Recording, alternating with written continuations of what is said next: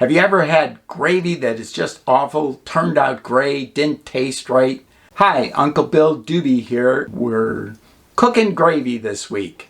We're going to show you some tips, tricks, and cheats on making gravy. Any kind of gravy.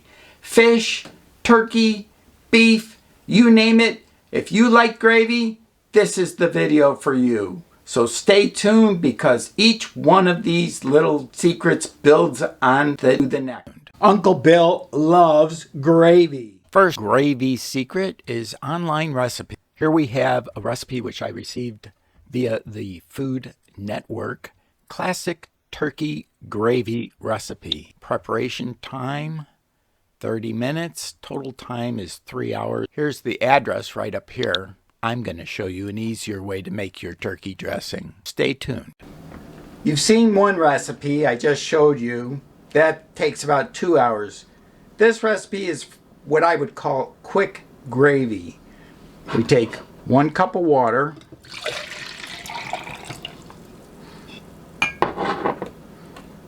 two teaspoons of sugar. Doesn't have to be exact. Helps if you have your whisk all ready to go. Then we whisk in 1/3 cup of flour. This is so that you don't get lumps in your gravy. I found the first time I made gravy, you end up stirring for a long time. Oh, by the way, this is a secret technique of mine for whisking. You just get it and you go in between your hands like that. Alright, so we have, that's all whisked up, ready to go. The other thing that's helpful is Maggi seasoning. This will give our gravy a nice brown color plus add an amazing flavor. It's like soy sauce that you've never had before. There's 1 tablespoon. This is all to taste, so yours and my gravy, you're going to do it probably different than I am. Most gravy recipes call for only a little bit of the renderings. This is the fat that came off of 8 chicken thighs that I broiled up today. Normally I would do this over this burner, but it's a little harder to film over there. Can you see okay? There we go. We're going to add some heat to it. I'm going to go grab a spoon because I forgot to get one. Even though this is a ceramic and should be able to take metal, I don't use metal in the ceramic. Oh, no wonder why we don't have color yet. I haven't added the Maggi.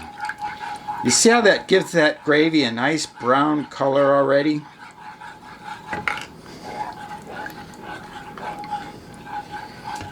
And the flour, in a minute or two, will thicken up the gravy.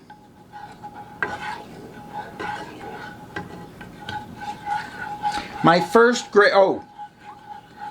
how do you get gray gravy? It's easy.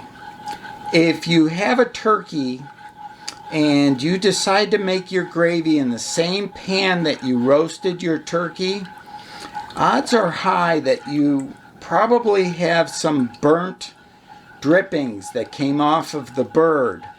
Well, when you add in your flour to make your gravy, it's going to turn gray. The other thing is, you notice I'm using flour. A lot of recipes will also call for cornstarch. They both work as a thickener. I prefer flour.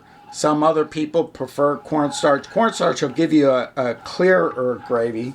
And I'm getting messy. I'm getting it all over the place here.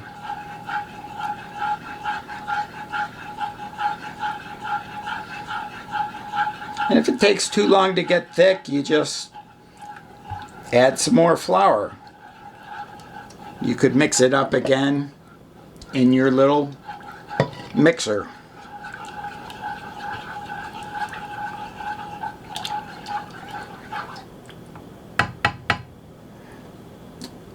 I'm forgetting all sorts of stuff. I'm going to go get a spoon so I can taste this.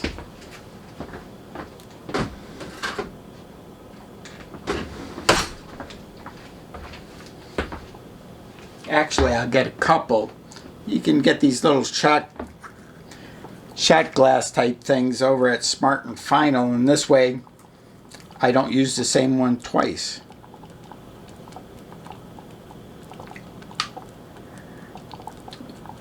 You notice I didn't put any salt in. The reason why I didn't do that is twofold. One, Maggi is loaded with salt.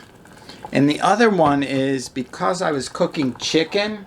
Chicken has a lot of salt to it too. And the reason why I usually use a simmer burner, you notice our gravy is already starting to form here. It's only been like 2 minutes. I would not have any trouble serving this gravy right now as is.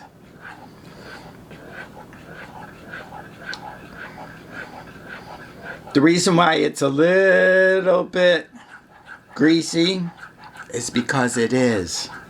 I like mine with all of the chicken fat in there. If you use less chicken fat, you're going to get less. You can even make this gravy right here without even having any chicken in it. Just put a little chicken bouillon in there. All right.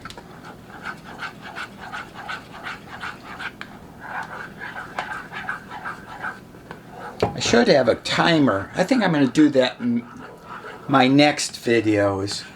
Have a little timer so you can actually see how long things take. But this wasn't very long. What do you think?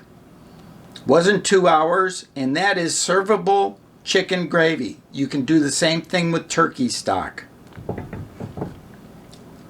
There's one. Actually, this is the second gravy secret, because I already gave you one recipe.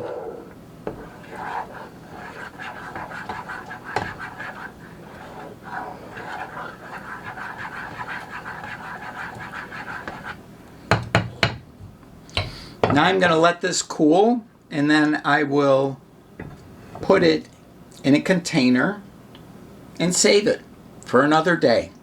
I am a little crunched for time this week. Here's Gordon Grimsdale's Book of Sauces. It's the best book that you can have for your library, for your boosting of your sauces, gravies, herbox, chicken, bouillon. Makes a good substitute for chicken stock or chicken broth. All you do is vary the strength. If you need chicken stock, you can get it at the store. If you need chicken broth, you can get it at the store.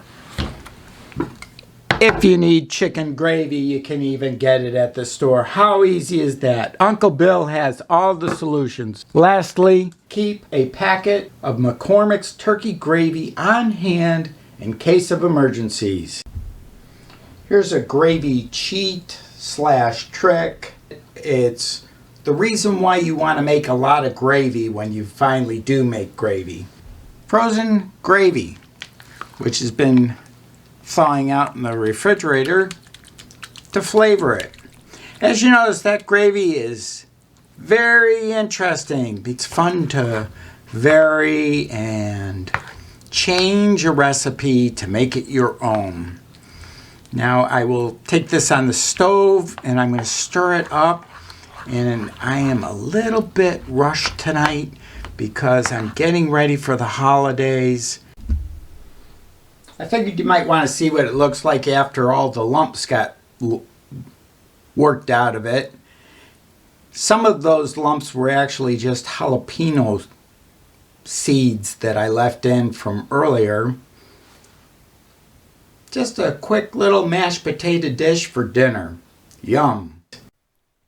Every day this side of the dirt is a great day, so go out there, have some fun, stay COVID safe, and enjoy the holidays. If you like this video, please give me a thumbs up, subscribe, smash that bell so you can be notified of my future videos. Check out this video over here in the corner. I heard it's going to be a real good one. Thank you again.